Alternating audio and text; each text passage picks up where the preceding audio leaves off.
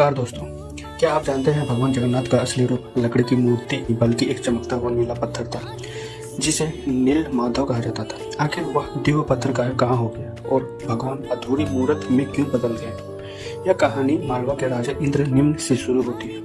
उन्हें पता चला कि उड़ीसा के घने जंगलों में भगवान साक्षात नीला माधव के रूप में पूजे जाते हैं। राजा ने अपने मंत्री विद्यापति को उच्च पर भेजा। विद्यापति जंगलों में भटकते हुए आदिवासी सरदार 20 वर्षों तक पहुंच गए, जो गुफा में गुप्त रूप से नील माधव की पूजा करते थे। विद्यापति ने सरदार की बेटी से शादी की और सिद्ध करके गुफा देखने की बात सरदार ने शर्त रखी कि वे उनकी आंखों पर पट्टी बांधकर ले जाएंगे, लेकिन विद्यापति ने चालाकी से खोल दी। उन्होंने रास्ते में चुपके से सरसों के बीच की रात। कुछ दिनों बाद जब बारिश हुई तो सरसों के पौधे उगाए और विद्यापति को गुफा का रास्ता मिल गया। उन्हें तुरंत राजा को खबर की।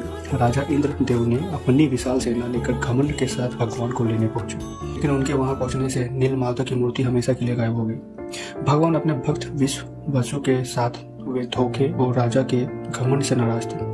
राजा ने बात कर माफी मांगी और अन्न जल त्याग दिया। तब आकाशवाणी हुई, उस पत्थर के रूप में नहीं मिलूंगा, अब मैं समुद्र तट पर एक लकड़ी के लट्ठू के रूप में आऊंगा।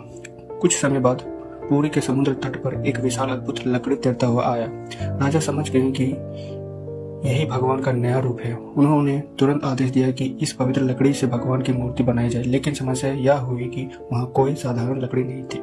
जैसे ही राजा के बड़े बड़े कारीगर उस पर छेनी हथौड़े चलाते, उनके औजार ही टूट कर बिखर जाते। उस दिव्य लकड़ी पर खरोच तक नहीं आ रही थी।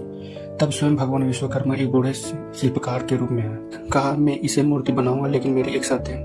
21 दिनों तक कमरा बंद रहेगा। अगर बीच में दरवाजा खोला तो मैं काम करके चला जाऊंगा। राजा मान गए। 15 दिनों के अंदर से छेनी चलने की आवाज आई, लेकिन फिर सब एकदम शांत हो गया। अपनी गुड़िया को लगा कि बूढ़ा शिल्पकार शायद अंदर मर गया है। घबराहट में उन्होंने दरवाजा खोल दिया। अंदर देखा तो शिल्पकार भगवान जगन्नाथ, बलभद्र और सुभद्रा की अधूरी मूर्तियां थी। राजा बहुत दुखी हुई, लेकिन तभी भगवान ने संकेत दिया कि वे इसी अधूरे रूप में रहकर भक्तों को दर्शन देना चाहते हैं। यही कारण है कि आज भी हम भगवान के रूप में उसे अधूरे दिखते हैं, लेकिन सबसे प्यारे रूप की पूजा किया जाता है। कमेंट में जय जगन्नाथ जरूर लिखें।